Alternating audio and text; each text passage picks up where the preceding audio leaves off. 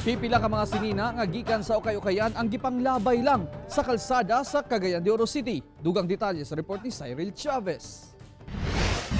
Ingon ani ang dagway sa Kamaman-an Indahag Road sa Cagayan de Oro City diyang naabtan sa GMA Regional TV 1 Mindanao.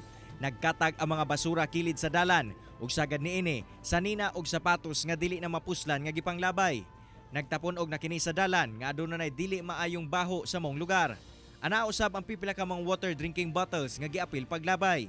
Hilit ang maong dalan hinungdan nga gihimo na lamang kining labayanan og basura. Nakaabot na kini sa City Local Environment and Natural Resources Office kun Klenro. Usa kuno kini ka illegal dumping sa mong lugar.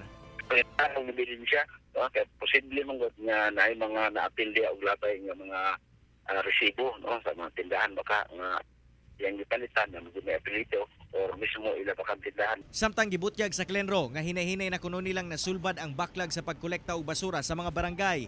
Aduna lamang kuno gamay nga pagkadilatar apan dili na susama kaniadto. Hangyo nila ang dugang kooperasyon gikan sa katawhan sa pagmintinar nga limpyo ang syudad. Dili mayo ang pagka-dispose o maka-epekto sa atong groundwater. O labi na sa kuan, dili nga panglawas sa atong mga katauhan. Lagi hazard, health hazard naman dayon siya.